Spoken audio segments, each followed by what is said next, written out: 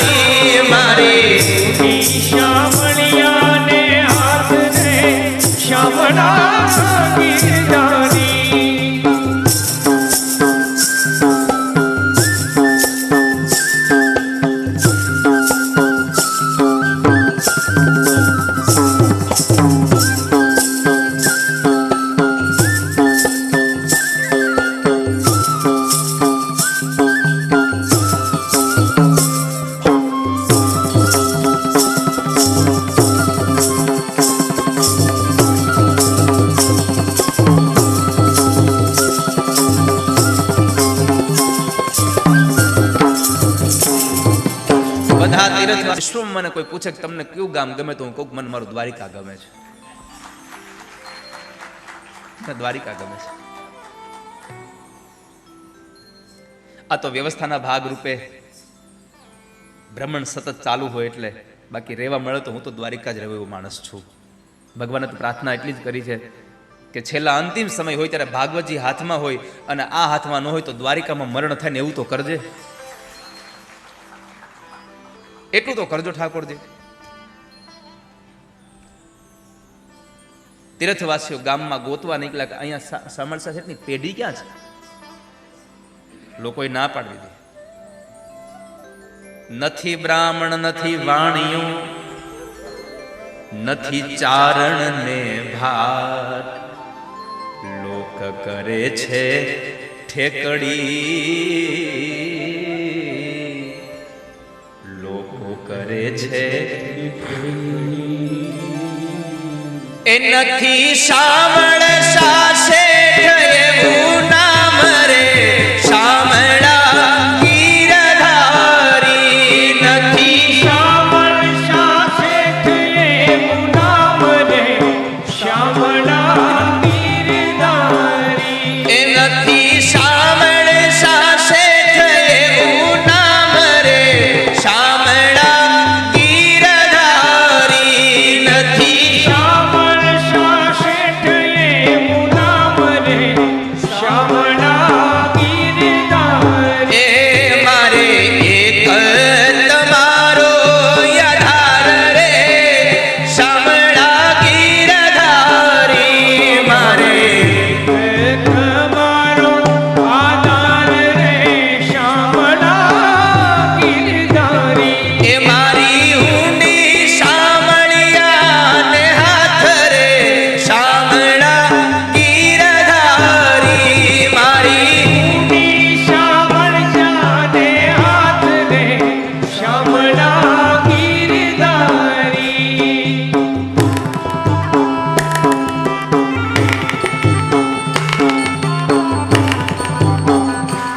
તાળીઓ પાડો.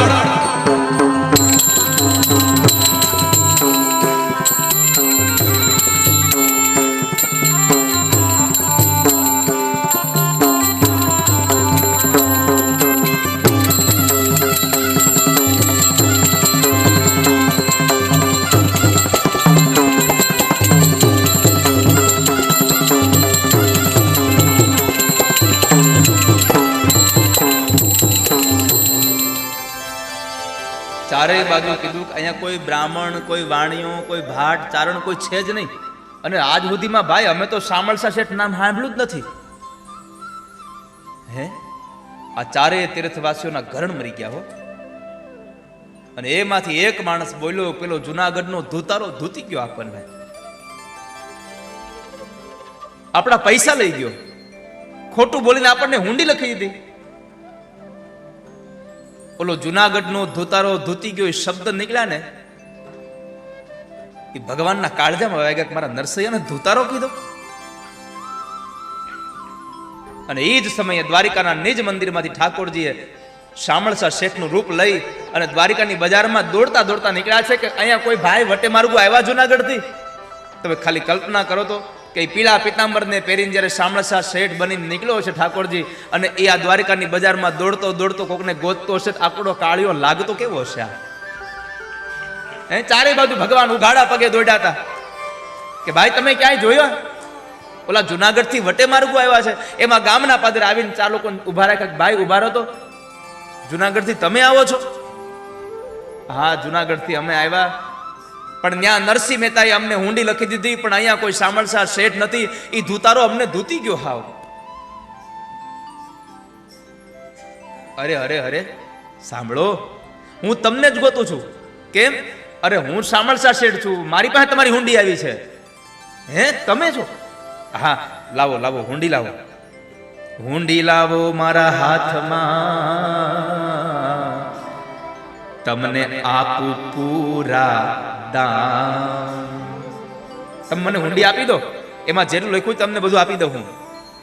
હુંડી લાવો હાથમાં અને તમને આપું પૂરા દાન.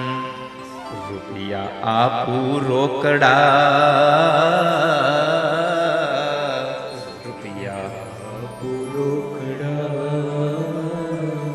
એ મારું શામળસા શેઠ એવું નામ રે, શામળા ગીરધારી. મારું શામળસા શેઠ એવું નામ રે, શામળા ગીરધારી. એવું નામ રે, શામળા ગીરધારી. એ મારે એક તમારો આધાર રે, શામળા ગીરધારી. મારે એક તમારો આધાર રે, શામળા ગીરધારી. એ મારી હુંડી શામળિયાને હાથ રે, શામળા ગીરધારી. મારી શામળિયાને હાથ રે, શામળા ગીરધારી.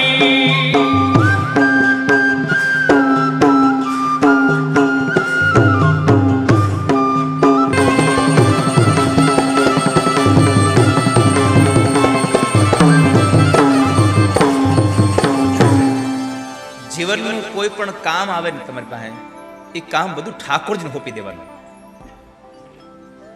અને એટલું કહેવાનું આ કામ તારું છે, કરાવે તોય તું, અધૂરું રાખે તોય તું.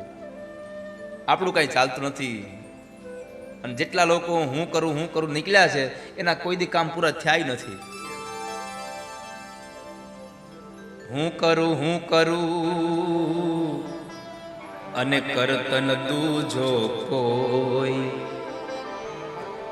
આદર્યા કામ તારા અધવાચમાં રહે,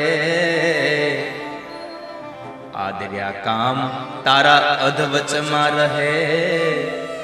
મારો હરિ કરે સો હોય રે. ભગવાન કરે એમ થાય, બાકી આપણી તાકાત છે તમે કરી શકો?